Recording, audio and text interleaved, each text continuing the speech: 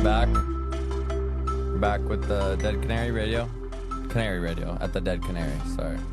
And we have the Hackett sisters coming back, Vicky and Jaine. Hello, hello. From Kansas. And we have Jeremiah Tilton, the owner of the Dead Canary Bar. And I'm Shane Kinney. And let's just see if we can get right back into it. So we'll see. Shane needed to better introduce himself. He is a mountaineer, I guess, Aficionado. lived officially in the mountains like nobody else ever has. I'm a true URA local. There's not a ton of them around. I recognize some kids from school. Definitely have stayed around, but it's the kind of small town that certain people, growing up here, it's a little different from being here as an adult. You like grow up and you're like there ain't shit to do here. Like you just see all this stuff on I don't know what, like, you know, TV or whatever, and you're like, I don't need to go to the city, but that's never gonna be me. No, I'm always gonna be like, yeah, I like my peace. I've had some customers come in and tourists that have never seen this area and be like, oh my god, you don't know how good you got it. And they're like, it's right. they're like, your lows can't be as low as our lows, because when we're low, we hear all this traffic going, all this noise, there's like no night sky with stars. I was just talking to my girlfriend about how I think bartending is like, it's a good job because you have a lot of movement going on, which is like, we know movement is good for the body, for, you know, for to Motion just is stay lotion. active at all. Exactly. Thank you. That's what I'm looking for. It does. It keeps you, like, you keep moving, your joints don't freeze up as Exactly. much. Like, it's a movement job and it's a people job, and I feel like I'm always learning something new every day. It's the best way to network, isn't it? Like, Oh, totally. How did you two meet? Me and my girlfriend were like at this really tense point in our last job and our housing situation. We had just moved in together, got a raise, and then she wanted to take it back, and it was just this weird moment. But then we got this like glorious call to come to Uray and live in this awesome house on Oak Street, which is like the king of streets in Uray. So she was gonna be gone for half a year basically, and minimum rent, you know, to watch her cat and just to take care of the place. So we came down. So I'm getting around to I called my dad up because he still lives in this area, and I was like, I'm coming down. We're moving to Uray this summer, and like he couldn't believe it. He was so psyched, and he was like, yeah. And then he got off the phone with me, and I guess he was at the bar sitting next to Jeremy, and Jeremy's like, what's up? What's the news? You know? And he was like, my son's coming down to stay for the summer, and Jeremy was like, send him in. He's got a job over here. So Nice. So yeah, we basically got a job and a house in the same day. So it was on super short notice. We moved right down from Paonia and just. How far is Paonia? Paonia. How far is that from here? It's about 2 hours. Okay. Yeah. So this puts you in Dad's backyard, which is nice. Yep. As a parent- I kind of live in his shadow around here. He's pretty well known. Really? Yeah, Well, that's he's kinda lived cool. here You're the whole son time. Of, you and know, the rock star. Oh, You're the yeah. son of the yeah, mayor. yeah. Wait, so do you have his voice? Because you have a great radio voice. Ah, thank you. He has a more nasally voice, but he's got a singer voice, not a radio voice. Yeah. But yeah, everyone knows him here. He's a carpet cleaner in Ridgeway, and Nice. he's lived here the whole time. And yeah, he was the rock star party guy, but now he actually did a whole turnaround because he went into the church and missionary service since then. He does this house building and stuff. interesting. Yeah. Is that what brought your parents here originally? Because you were talking about that early on when they were here. No, What was the job? It was just coming to visit and being from New York, seeing. I think they said they just saw the mountains and we're just like we want to live here. We want to. Missionary No, work not involved yet. with that, No, so no. Okay. No, they were just on a school trip with their Okay. friends, just graduating, All right. and celebrating, seeing some of the West, and just ended up loving it. Yeah. Cool. Yeah. But I've done some of that with them. With my dad, he had done some house building in Honduras. And, really? And Roatan, Honduras, which he did the build, and then when I was 14 or something, it was very important to him that I go see a third world country and be a part of that. So Wait, so did you go to Honduras? Or I where did, yeah. you go? Yeah, How I went long back were to you there? check up on him. Maybe a month. Okay. Yep, we came back after we did the house build and checked up on the family and everything and see how they're Nice. doing. And we were definitely in the one of the poorest places. I love it. You're doing good Yep. around the world. Yeah, I don't want to talk too much about it because I'm going to have him as a guest very soon. But Oh, but yeah. we'll There be you talking go. about some land in Colombia to set up more of a base for his Nice. for his work. exactly. Mission. Yep. That's awesome. Yep. So we got to interview this guy over here. Well, Jeremy, maybe you'd want to talk about your time in the military. I haven't really heard anything about it. I know it's kind of out, but like, thanks for your service. I'll say. Wow, thanks for your And, service, yeah. sir. You've done it all, Jeremy. I was gonna ask actually, how does that go over? Yeah. I don't know. It's awkward always. I was in the Navy a long time ago, and it's always nice for people to recognize the military. When I was in, it wasn't very popular to be nice to the military. I was stationed in San Diego, and a lot of the bars, if you showed a military ID, they wouldn't let you in, and they had signs that say no military people and stuff like that. So things are a lot different now, which is nice. So San Diego, so where the SEALs are and the Navy and all that. Yeah. I was stationed in Coronado. Quick so. example of that in Kansas City, in the middle of downtown River Market area where there's a farmer's market, this little local restaurant decided to put a sign up that said, "No police welcome." Ooh. They died quickly. Yeah. I mean, wow. I can't believe people will These are discriminate to community that level of services, these right? people that are Yeah. helping take care of you. Right. So bizarre. Yeah, and playing politics with your business is Not very smart. Don't do it. sketchy. Nope. Nope. Well, Right. if you start to like put yourself in a box. Yeah, totally. It's crazy. So, should everybody just like be normal around military people and not so much like be like, "Thanks for your service"? Yeah, I think definitely be normal, but you should. I don't think it's a Give bad them thing to their thank them for their discount. service. Is it more? Is it more like the big public? Like everybody has to say thank you for your service, and you're on the spotlight, and you appreciate it more on a one-on-one. Yeah, I think it's. I don't know. I mean, it's Can't speak for everybody, I guess. right. Totally. Yeah, and it's not a bad thing. It's just for me, it's not like something that I like broadcast. That I was in the military, that I did that. It was more of a personal thing, not a look at me thing, I guess. I broadcast it for you, so you're welcome and thank you. Anyway, I just want to touch on that real quick, but thanks for your openness there, Jer. Yeah. No, to answer your question, I was on an aircraft carrier in San Diego out of Coronado Bay. Spent 4 years on that boat and went around the world twice. So when I joined, it was a brand new aircraft carrier that was just dedicated. And I was able to catch it. It was already in the Indian Ocean doing donuts. And I just got out of boot camp. I spent the winter in boot camp and a couple weeks in Norfolk, Virginia before I caught orders. And then when I caught orders, it was I joined as an undesignated airman. So that was really like, where do they need me kind of situation. And I ended up landed on the flight deck as we chalk and chain planes basically. So after they land, we'd chain them down to the deck and whatnot. And I did that for a little bit. But yeah, we basically, right after boot camp in Norfolk, flew on a military plane to Bahrain. And when they got us into Bahrain, it was wild because it was a military escort, a Marine escort from the airport with bombs going off. And, Wow. This is Colorado, small Colorado town boy, just finally seeing the ocean for the first time. And now I'm in this war zone. It's wild. And we spend the night in this, hotel that we had occupied, and there was Marines with M16s at the gate, and we spent the night there. And then it was a mail cod ride from the airport to the boat that was in the ocean already, and so I was able to land on the flight deck, which was a very cool experience. And I spent 4 years on this boat, and I mostly did after I did the first year on the flight deck, I moved into computer work, and I did a lot of built the infrastructure, the network, and managed the network for the boat once I was. Sure, and that kind of set up some of your skills for your day job now. It totally played Yeah, into and- the first manufacturer I went to work for after the Navy was one that we worked with on the boat. So it was definitely a conduit to what I do today.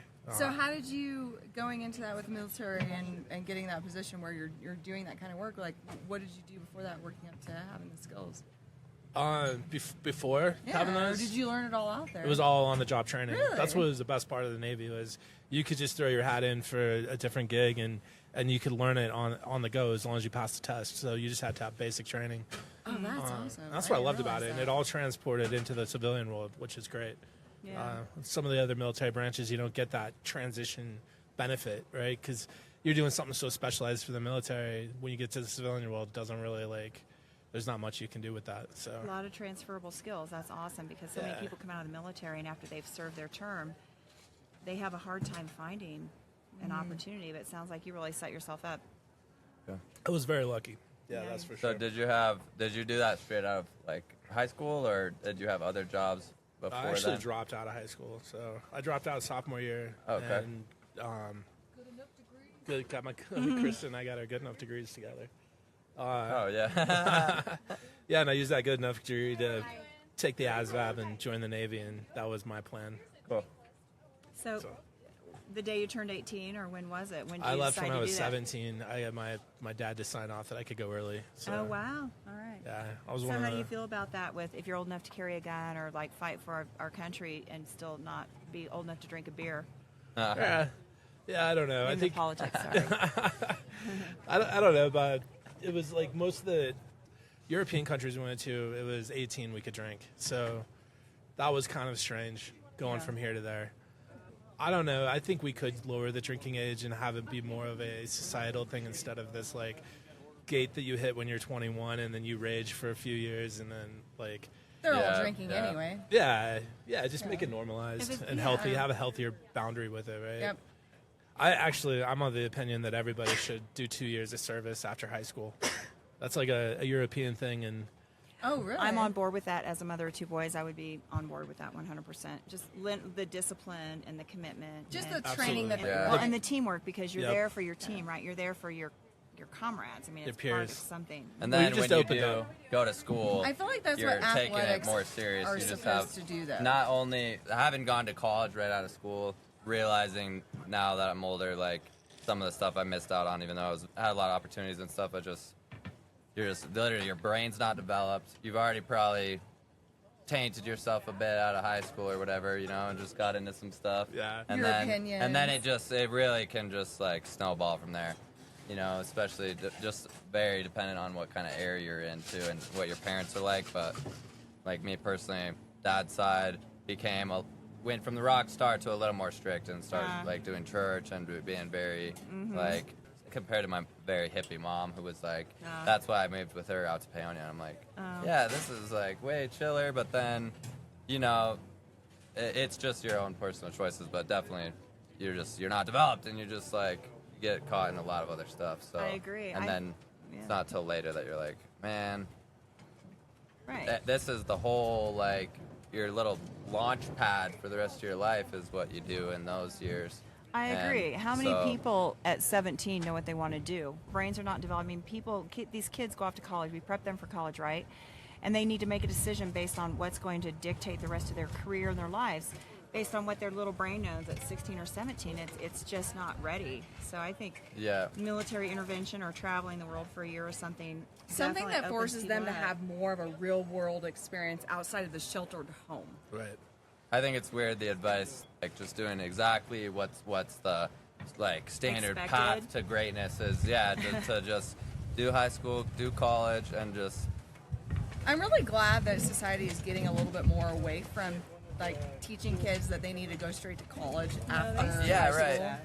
Ends up Still being very a little much bit of a teach that. waste to go that soon when you don't know what you're going to do with it. yeah, exactly. It seems like it's almost common advice for people to be like, well, if you don't know, then just go for a general or just get some of your prerequisites out of the way and you'll figure it out or whatever. But And that's good, though. That's not what happened to me. I was like, oh, I'll do that. It turned out to be okay, but also I just realized the cost of it. So for me, through college at my age, it was a reasonable cost. I got out of it with a 4-year degree. I guess I had $20,000 in loans.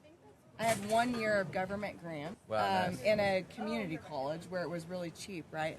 In my years, I went to a small 4-year university. A small Right. state college. Very Small state college. Right. Yeah. State college. Very, and 12,000. And I studied psychology. I was very interested in it. I thought it was, whatever. I got through that, and I did nothing with it. I didn't go for the masters. I didn't go for the stuff that actually lets you be a clinical person. And I just went out and I got in sales, and I've been out there doing sales and all that for years. And because I was interested in more of like clinical side of things, that's what my interest in psychology was, the clinical side of things. I started diving a little bit more into that in my older years as far as like health related things. Sure. Working out there in medical, I mean, I've sold pharmaceuticals starting out from antihypertensives. So Diovan is one of the biggest ARB angioretin. I'm not even going to say it right because it's 20 years ago almost I was selling it. But anyways, like people that are on it are going to know like this is these medications, and even back then I knew that there was something they could do better for themselves. And so I've spent all these years working in this medical environment, loving it and loving that I'm helping people do this stuff. And I've made a career change recently through the pandemic. You know, like I got super unhealthy. I watched a lot of people get super unhealthy. And my new career path, from witnessing all these diabetic patients, all sorts of different heart conditions you can imagine, even multiple sclerosis, like all these different conditions that are, I don't know, hard to treat and they don't know what to do with. Diabetes type 2, they're constantly like, do this, do that, and here's your medication, and maintaining. But people don't realize that there is actually reversal for most diseases, and it's directly related to what you put in your body. And so out there working in this environment, I got really like frustrated watching these doctors basically not have time to have these discussions. They don't have time. Yeah. They live off of what the insurance dictates they get paid. And they have 15 minutes to sit with their patients. Right. And they're not educated on diet, but if they would, even if they were, they wouldn't have time to have the discussion. Yeah, there's just so much context into being a patient and just being introduced to a doctor, and even if they're your doctor, you just catch up. They just don't. And then there's just And I feel like there's way more to a lot of the health. people It's in like- my community demonize the doctors for this. I'm like, it's not their fault. First of all, they weren't trained on it, and second of all, they don't have enough time because they have this window of what they get paid on. And so They don't get paid. There's not a billing code for There's counseling not? a patient on. well, but they can do it. It's They really they can't. unless it's a nutrition visit. It's just- and they have to refer a patient. Well, that's a into whole that different specialty. discussion, but yes, they can. Yes. Doctors can, but it's the thing of it is like it's this ever-changing environment of what people are recognizing of what we can do naturally in our environments, and medicine hasn't been that way for a long time. We've been hyper-focused on all these pharmaceuticals, which are necessary. They're life-saving. But I guess I wanted to bring it up because I know we mentioned earlier. Yeah, right. my So, like, transition. I don't know. Do you feel like there's a crisis or There's anything absolutely you a crisis. can do? 100%. Across the nation, and the U.S. has the worst crisis. It's what people are doing to their bodies that make them reliant on medications. That is the health crisis. Living. So it's like a nutrition crisis. Yes. It is. Before the heart. 100%. It's a Yeah. nutrient It's a mental crisis. Well, yeah, I It's mean, what we put in our bodies. It's no, a you're crisis. right though. It is. It's Yeah. mental because what happens. I'll tell you like the big picture of things. The way that we like before we created all these modern things, right? When we had to live in society foraging, things like salt, sugar, and fat were hard to come by, and there's a reason we crave it, and that's it. Is because those things were hard to come by. But now we have easy access to these foods that are what our bodies like are like. Oh, more, Okay, more, wow, more, yeah. and it's addictive, and that's how everybody's getting into this state of horrible health You put in the shaker and shake it. because we have too much access to these things that Garbage are foods. necessary, but in overconsumption states, it's what's making us sick. Right, Yeah. like maybe we evolved to like sugar so much because it was so rare, and if you ever got your hands on it in the day wherever, you're literally like You a had to caveman chew or on something. it, Then it's addictive. like, oh yeah, fibrous you sugar want that. cane. It's So like you're a gonna need some of cigarette. that. People become addicted to the things in their diet, like sugar, Yeah. like caffeine, like all these things. We become addicted like cigarettes. This Can't health cut it crisis out. is going on across the U.S., which is less than Colorado. People are active. They're not sitting at.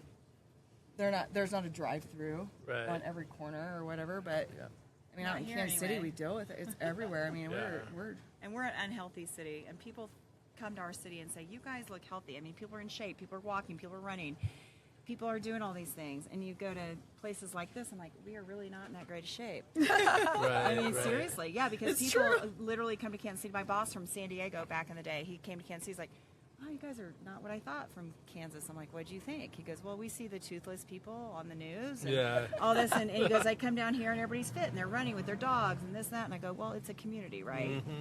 So it is. We have these pockets of health and these pockets of unhealth.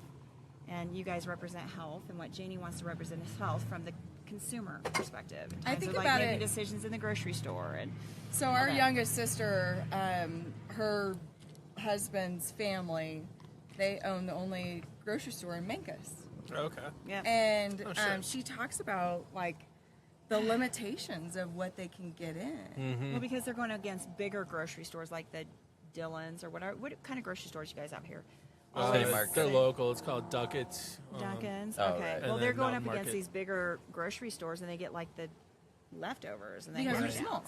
They can't pay. Yeah, us they're more. not community. contracted to get the first truck, Yeah. and they can't always get the product. So and- they need to go like farm to table, like community, like have local Yeah. people who are farming this and that come into the grocery store. That's what they need to do. which is awesome, but it's also super expensive. It is. and But not here's the reliable, problem: as and- things modernize, and we get Making this talk show about. further away from people growing their own gardens. We're more reliant on these big farms, right? Yeah. And they have to resort to all of these practices that equate to larger production and not so much quality production. Right.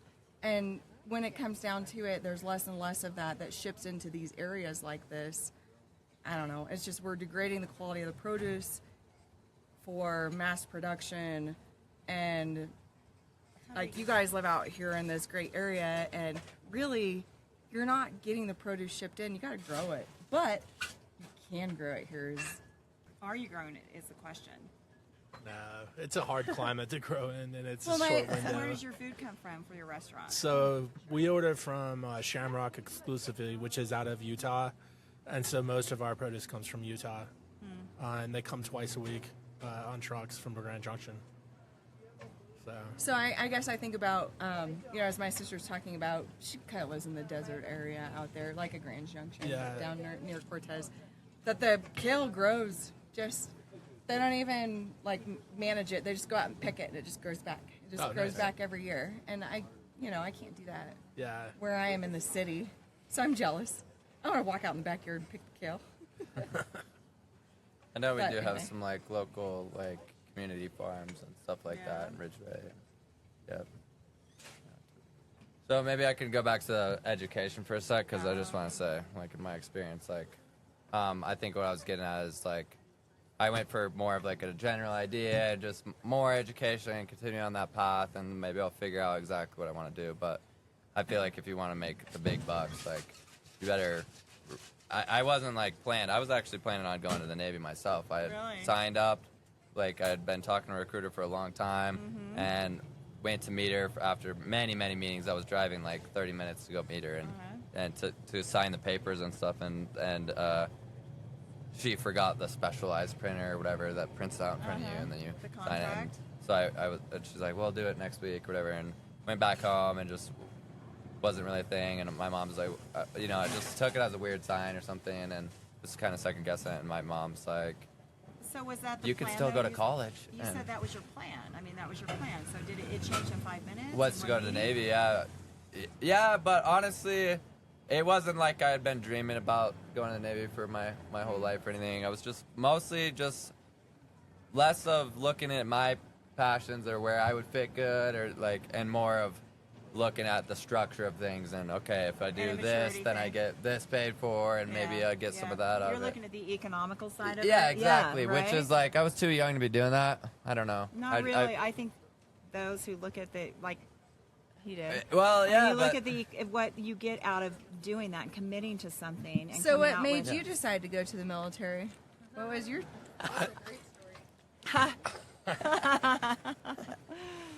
Well, truthfully, I had some coaxing from a court, but I'd gotten some trouble.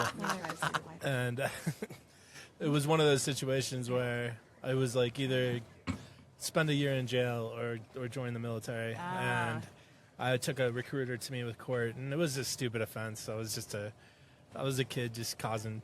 That was really just kind of a turning point in my life. Like, do I want to go down this path of debauchery, or do I want to actually try? Because I didn't have like a college path opportunity. That wasn't in my cards. So. Did you have examples? Did you know friends that went down this path and friends that chose this path? It was kind of a free for all. No, I didn't really have any like family or anything to look at or friends. It was really just kind of like it was the exciting choice to go travel the world, you know, and I kind of bought into the exciting part of it, and you know, it was just a real easy way to get out of. Did you get what you wanted out of it? Absolutely, yeah. Sounds like it. Totally. So even now with your career that you have with your job that probably pays the bills, so with that, does that require a certification or a degree of any kind? Is like knowledge? I have to be like on the job training. Yeah, I have to be able to. Aspect. I have to be able to go toe to toe with guys and gals that have CIS, SPs, and stuff like that. The security clearances. Yeah. So I mean, I don't really have to have it, but I have to be able to like hold a conversation and understand be able to it. sell product Yeah. to them. So that's about the difference between a nutritionist and a dietitian. So that's on Like the job training. nutritionists don't have to have any kind of certifications or anything. Anybody, you could call yourself a nutritionist if you wanted They're very to. good. So I I'm would thinking agree my with that, yeah. dietitian.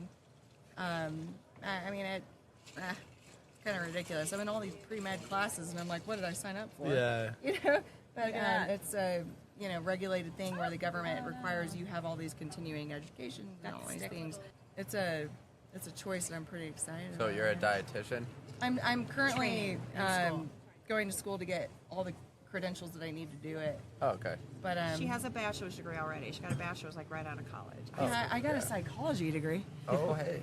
Worthless. Yeah, what do you do with that? My son's getting a general At business least degree. my credit hours, some of them Okay, so transfer. I'm just But throwing 50 grand away so you can do that. I don't know.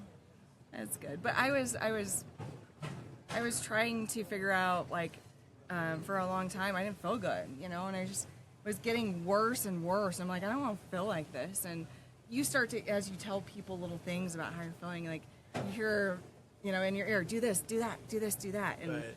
I kind of found my path after going to have, I don't know, I went to a few doctors, and I had some major reflux issues going on, and like to the point where I couldn't hardly swallow food without choking. Like it'd get man. lodged, and it'd have to come out. So after a few doctor's visits and having my esophagus stretched to try to get the food to go down, Yeah. 2 times in 2 months, which is unheard of, didn't fix it. And they're like, well, there's nothing else we can do for you. And I'm like, well, what do you mean? And I'm like, what do you mean? Like, what is ahead of me? And they're like, well, worst case scenario. I'm like, yeah, worst case scenario. Like esophageal cancer. I'm like, wow. wait a minute, that's Whoa. a death sentence. Nobody wants that. Right. And so I started trying to research and figure out what I could do for myself. I had other things going on. I was like 28, 29, and I had been prescribed arthritis medication.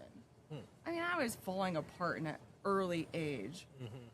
And that's what sent me down this path. But I'm being told, this is your path. You're going to have esophageal cancer, and that's a death sentence. Nothing we can do for you. So I started researching dietary things, whatever I can do for myself.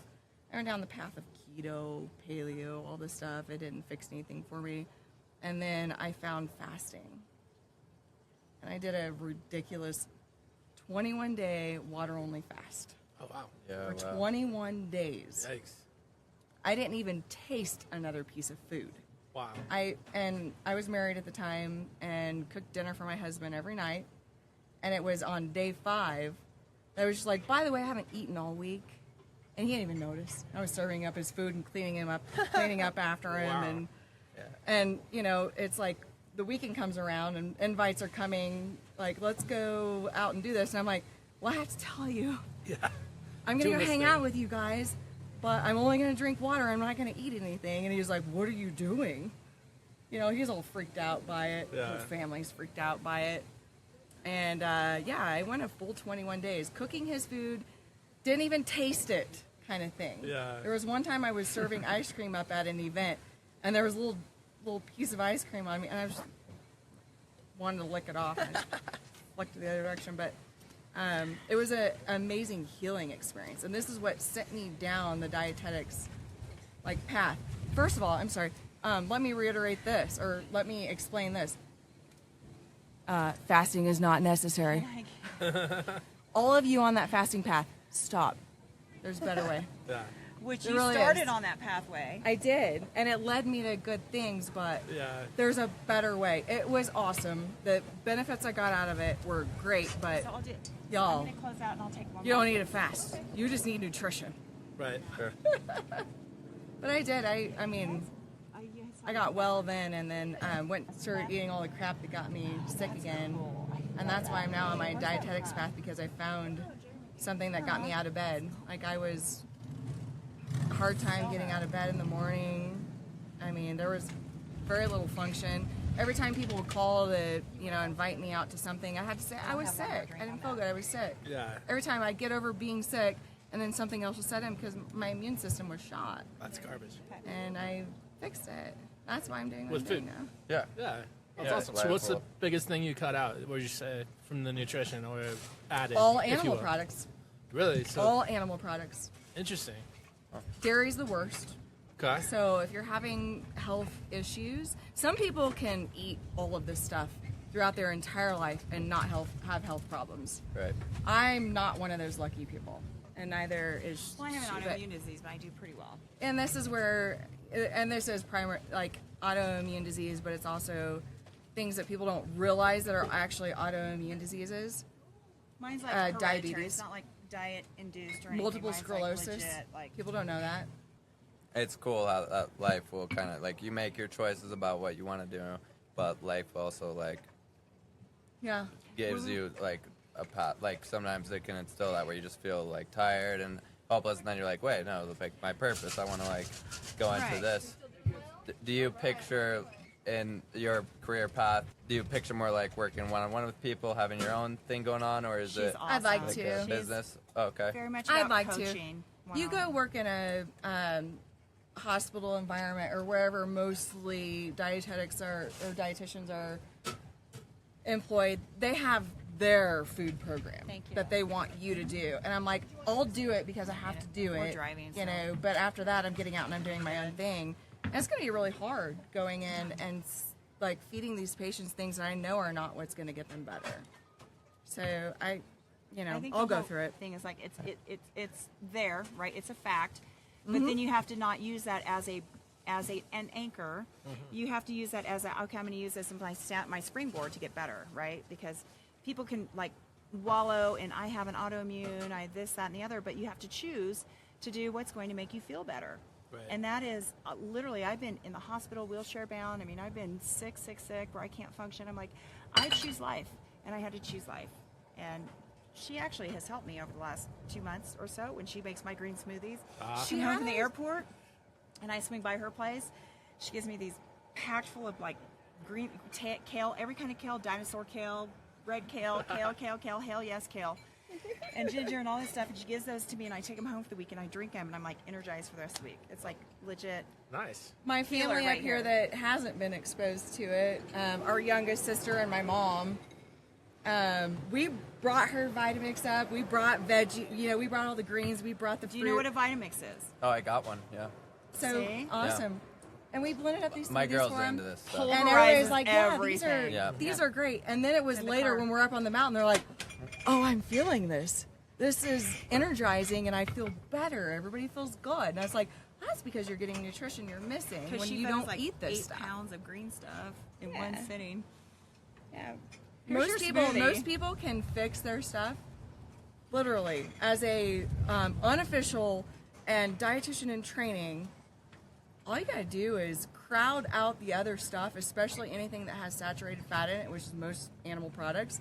Crowd that stuff out with more green, more cruciferous, and you'll feel better. Here's what I gotta know. Okay, Alright. I respect completely the like fresh veggies. Like, how do you feel about like dietary pills? Nope, fish because oil, it's out of- anything like that, It's like taken from vitamins that its you're just original taking. form, and they have broken it down into something else. Put it So a in lot of people capsule take or- fish oil because of the eat it. omega-3s, right? So, and omega-3s are something that we're very deficient in our regular diet. And you know why, though? Here's the thing. We Get her don't going. need that much. The problem is we consume too many omega-6s. Too much cheese. Oh. Well, and that's not a source of.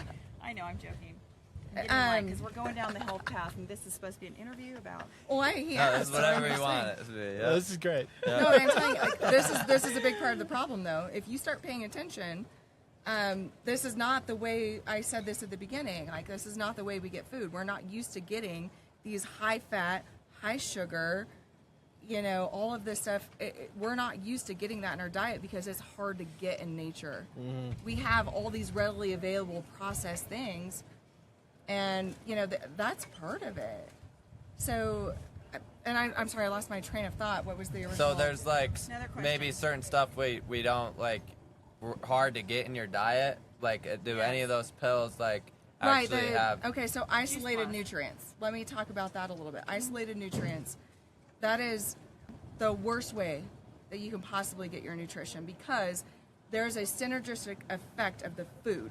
When you consume it with all of these nutrients, there's so much we don't know. There's so many vitamins and minerals that you're getting through what you're eating from the whole food that we just don't know about yet. And you're missing out on that whenever you're eating isolated nutrients like protein powders or whatever supplements. They're good for whenever you're deficient in something and you need to bring it up and you need to get through something. But meanwhile, If you're, like, you need to be sick. correcting your intake and getting it naturally through food. So take the medications, take the supplements, whatever you need to do, but that should be a temporary thing. You have to work towards fixing things. Those isolated nutrients are not going to get the job done the same way. It just doesn't. It's been proven in science over and over again. You can look at these populations that just eat the food or supplementation. The supplements, it just doesn't work. And on the supplement subject, most people are mostly interested in getting protein, right? They're like, where do I get my protein? Sure, Especially if yeah. somebody's thinking about going more plant-based. This is a big question. Where do you get your protein? It's like, you got to understand where this obsession with protein came from. And it was from, like, understanding that some people were protein deficient, and they were suddenly like, oh, well, how do we get this in there? And they started studying all of the isolated proteins and this, that, and the other, and they started putting these in supplements, and it's too much is what they ended up doing. So in any given setting, you cannot absorb any more than 20 to 30 grams of that protein that you eat. So people will sit down and drink a 30-gram protein drink and then go have a steak. Mm-hmm. What they don't understand is that just like everything else, overconsumption, protein, if you eat too much, can be stored as fat too. And people don't know that. So overconsumption of anything, we have to stop focusing on isolated nutrients and macronutrients and think of things in terms of just eating real food. And it has to be mostly dark leafy greens and cruciferous vegetables. That's where the nutrient-dense stuff is. You can get secondhand nutrients from animals, but it's not as good. When you do it through plants, you're bypassing all of the bad stuff that comes along from the animals. You get cholesterol that we don't need. You get all these inflammatory effects. You get hormones that our bodies shouldn't have. So how do you feel? Have you taken like a test that like shows, like a blood test that shows what you're allergic to and those sorts of things? I have. And I'm then not you really, allergic to anything. No. Yeah. Food-wise, I'm not allergic. And I have. I literally had my very first colonoscopy and an EGD, which was my third EGD. But that means they went end to end, right? And they looked at everything. They took samples and did testing for me. And I'm not allergic to any foods. So that wasn't me. But what happens to people, for the most part, is as they consume a lot of these animal products, and that becomes a primary part of their diet rather than having... Look, people can survive. You can have animal products. But the second you let that become the majority of your diet, that's where you start to fall off the cliff. So, but what happens, back to my point, we were just talking about, remind me again, sorry. I can't. New point. the like vitamin, Okay, but there was something else. like Next supplementing. topic. Just Okay. yeah. Another question. Oh no, I was going to make a good point. See, I sidetracked myself. I had too many. Or was it about the Had a few the manhandles. allergies, blood allergies? No. Oh, well, we can talk about allergies, but yeah, these things, they build up these toxins in your system, and if you're not, you can have a balance. That's what it is. You can have a balance. Like a lot of people Like, it's fine. You can have these animal products, but and a lot of people won't get sick whether or not they're having them or not. But the people that are susceptible, like me and like my sister, we can't do that. We have to have the higher balance of the greens and all of these, plants, crowds that out, we're fine. But the second we start increasing all that stuff, we get sick. And I think there's probably a good maybe 10% of the population that doesn't have issues like this. You think about anybody who's on medications, I guarantee you the majority of the medications they're on are reversed, like they can get rid of it. With nutrition. Yeah, I mean, like, you guys don't have to say so, but if you're on any medications, like, Unless it's a hypertensive, you have to. No, hypertensive is one of the absolute ones we can get rid of. Eventually, but not right away. You can't just throw it out the window. Oh, no, of course it's tapered. And you have to, it should all be doctor monitored. I'm not the kind of person that's focusing on nutrition that believes, like, that all modern medicine needs to be thrown out the window. In fact, that's important. Keep it. Do it. Take your medications. But also, what's missing is the coaching of how you get off the medications. And that's what these doctors don't have the time to provide. They don't have the time to learn about it and study it and tell you. And I'm going to tell you right now, most doctors who are giving you nutrition advice shouldn't be doing it, and they're giving you bad advice. They're just as likely as any Tom, Dick, or Harry walking on the street. They're gonna tell you the same diet everybody else is learning about because they're not trained on it. Right. They don't have the time to seek the education and go learn about it. They just don't. Right. And I don't fault them for it. Like, they've got so many other things. That's why we need dietitians. We need these specialties. Totally. Yeah. So I'll talk about my experience with, it's not as much dietary, but just medicine in general. Like, growing up and realizing something that had a huge impact on me was being prescribed ADHD medicine really young because I was, like, overactive and stuff. And not that I didn't need it, but that it was just, like, I'd misunderstood of I need to take this every day so I can be, for, like, years, and not, and having grown up since then and realized, oh, no, I'm not really the person that needs the same amount every single day to do this, that. It's more based on the flow of, like, what I'm doing and stuff. And, all right, it's been a while. Maybe I could use some of that and just get some of my shit in order and just have some, like, a little more, but also not suppressing, like, such a part of myself or whatever that medicine does. Not necessarily suppressing, but just altering it in this way that's, like, and I was very young, but you just think, oh, they prescribed me this much, that's what I need. And not, like, a by usage thing, Do you think that could have potentially been, like, part environmental? Like, you lived out in an area where you're, like, I was so lively, active, yeah. And then you go in a classroom setting, and it's it sucks. You're being contained. And so maybe you didn't actually have a disorder so much as the environment wasn't the right environment. Definitely it could be that, yeah. Which is, I think, something that we all deal with in our way. Like, I feel like we just kind of blast into the universe from whatever dimension we were in, and then, like, we all have our own little rhythm going on, and we're like, and then you have to kind of equate your rhythm to what's going on and with everything else that we deal with, and, like, you got to tune in some, but especially as you're growing up, there's kids that are totally different and that are, like, they're not living in the woods, and they're, like, home on their iPad or whatever. And they're just seeing this completely other stuff, and to be able to adapt to that. Was it becoming mainstream that when you were diagnosed with ADHD, Yeah, you were trying definitely. to fit into mainstream, like what was deemed normal? Oh, I didn't think anything was wrong with me. I felt very confident about everything I had going on. It was more of just getting in a little bit of trouble in school and my mom asking about it, and, like, I recognized that I was very different than other kids, and my energy levels, and just sometimes feeling like I'm just vibrating a little differently than people. And do you feel like it was hard for you to sit in that classroom, though, versus, like, your other lifestyle? Oh, basically? so much. And also just even being with friends or whatever, like, out of school stuff where they want to sit, and I'm just interested about everything. I want to, like, talk to them about stuff and talk about, like, deeper stuff, and they're not really so interested in that. They're like, quit, like, you're annoying me. I'm gonna, like, we're just chilling watching TV.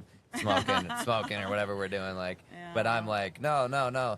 Like, let's talk about, like, what do you believe in? What's this? Yeah, like, let's figure it and out. that nobody cared to do that with me. So I'm like, I didn't think anything was wrong, but like, I still was confident and See, I call that energy, confidence but and being inquisitive and wanting to learn and like some of the discussions. traits that, like, it's this weird pattern I think a lot of us go through too, being a kid and having all these raw emotions, raw like instinct, and then trying to fit in and squashing a lot of it down or like altering in ways to fit in.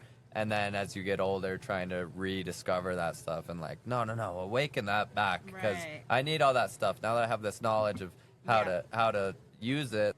That's pretty awesome. That's how I feel. Well, Jeremy has left us. He's taking a little break, Jeremy has left the house.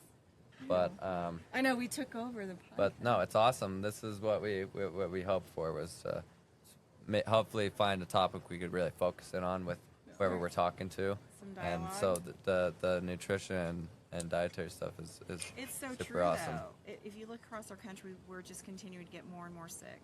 It's because our food, our daily food intake from the FDA is not like it's not. It's Don't not let the what we government need. tell you what you should be Well, they're eating. not. I agree. It's not about the government, but still, I mean, even in schools, like the nutrition, like in schools, the levels they have to meet. It's like my kids go to school and they eat crap. Like, Well, Mom, but it's here's just- the it's thing: like crap. whenever Michelle Obama tried to implement these changes into the programs and what the food was available, the parents didn't want anything to do with it. That like my Right. friends that live in rural Kansas, 'Cause they the bring- kids came home hungry because they Yeah. wouldn't eat the food, and they're pissed that their kids came home I hungry. know, they don't And it's like, want but real that's food. your problem. You're feeding them junk They food. want chicken McNuggets, And they're trying to pizza, and switch French to fries. feeding health to these kids, and you're mad that they're It's- trying to feed your kids health food. It starts at home. It all starts at home, honestly. We can't just send our kids off to the institution of school. Yeah. Sure. They expect them to, I mean, they have to come home and be in their home environment. Their home environment needs to set the ground rules for all of it, right? You eat healthy at home, you eat healthy at school. My kids go to school and they're like, oh, it's like going to the buffet. We get pizza and all this stuff. I'm like, yeah, I know you're not going to get all that stuff at home. I'm packing your lunch But it's from now true. on. I Yeah. mean, but there's a lot of kids that they depend on that. It becomes their way of life. Yeah. And that's why our society is unhealthy. Well, and that's a big part of why whenever you look at poverty, they end up unfortunately relying a lot on what's cheap and what the government will provide, and it's not health food. It's the just government not. provides the ability for anybody to have good, healthy food. No, they They have don't. food stamps. Yes, they do. They go to the store and they choose to buy shit. No, They but do. the people that live in those areas that have to use the food stamps don't have access to the food that you and I do. Well, I they know. live I in. see food stamps they used live in my environment, and I see what they put in their cart versus what's in my cart. and that's it's lack a of choice. education too. Well, yeah, but Sure, It's that's their. yeah. It's what Sure. they've. It But is. that's It's, not lack of food. That's lack of. That's education. I mean, I go to my on store. your side, it is lack of education, but That's what I on said, but the they have majority of the access to it. poverty side, it is lack of access. It is. They get fed all these prepackaged, processed foods that just they? don't have nutrition.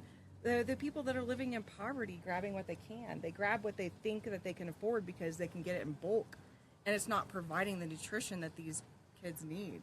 It's just not. And the part of the problem, like actually fresh produce, if you find it in the right places, Aldi's, is not expensive. But what is expensive is it like not having the proper storage and like not understanding what is in front of you and consuming it. They'll buy it and then they'll let it sit and rot.